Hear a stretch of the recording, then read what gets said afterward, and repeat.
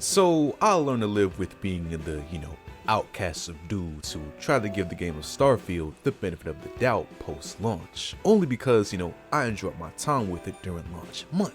Not because the game did anything spectacular or exceeded all the expectations it received after a year of being delayed, because we all know that just did not fucking happen. But it's cool, man, because time and time again I've been on the front lines on this channel to defend the sculpture crafted in recycled parts, only because the game, it's fun to me. Like that's the best I can give the shit. And I still do believe Bethesda has the opportunity to make what they have now a better product with things like these promised updates over time, with their little, update every 6 weeks plan. They wrote out like they signed a 100x 100 yen contract to overturn the game's Steam reviews. But if we're being real, the base game and content just isn't enough for most fans to get past, and I can respect that.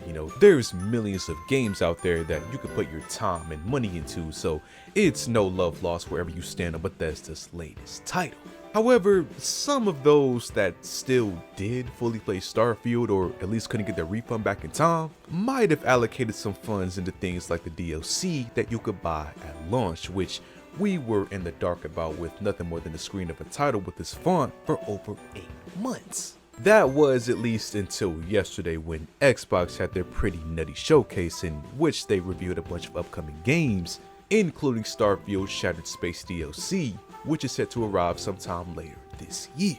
And that was cool. The gameplay looked pretty promising and just something cool to do when we crossed that bridge, but they actually gave their current few hundred starving fans something to eat with the announcement of an update for new game content and finally official mod support, which dropped later on that same day.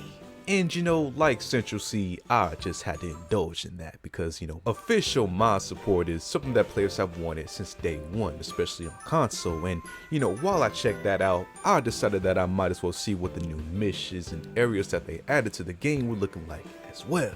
So, as a Survive the Starfield enjoyer, I thought I'd give you all my impressions on these newest features in Starfield's latest update.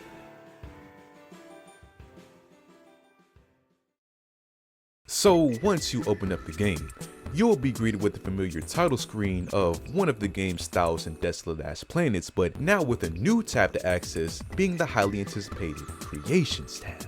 Now, unfortunately, anyone that's ever messed with Bethesda's official mod creations on games like Skyrim or Fallout 4 knows you gotta make an account just to interact with anything, which sucks because it seems like every game now just wants you to log in for their own marketing reasons. Anyways though, once you bypass that, likely with fake information, you will be greeted with a catalog of a bunch of easy to install mods for the game. Now, crazy enough, on day one, I found a bunch of mods that I actually found useful for whatever I was going to do with this game, like infinite ammo and resources and a bunch of cool skins for my characters, but it's obviously not right now loaded with a bunch of cool shit.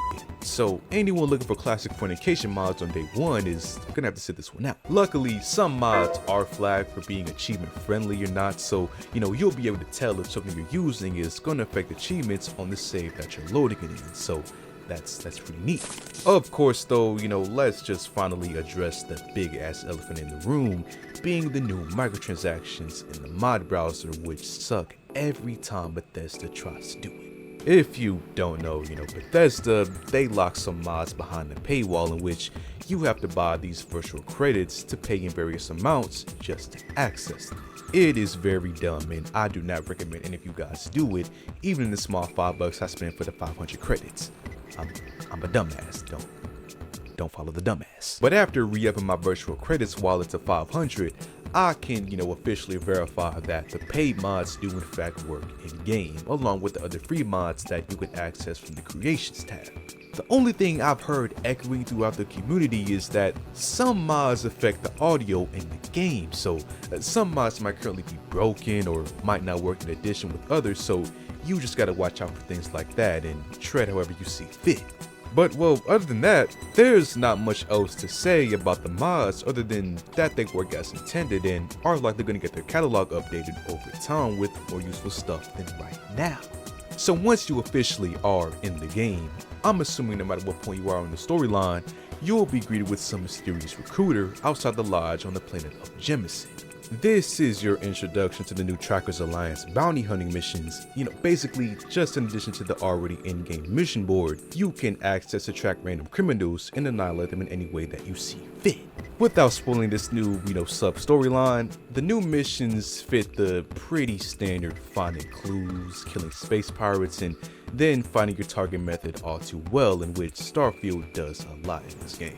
It's nothing new or even built better upon than the regular story missions, but it's still fun if you take the time to actually do these optional missions. And that's all I really got to say about that, because that's all you need to know. So overall, pretty solid and honestly unexpected update for Starfield, which was a dope way for me to spend my Sunday afternoon yesterday. Well, more like Monday midnight, because this game took a long ass time to reinstall, Jesus Christ. But overall, this is a good direction for the future of Starfield in my opinion, so hopefully the DLC delivers when we finally get it, but we just have to wait and see. With your choice for Starfield, go forward.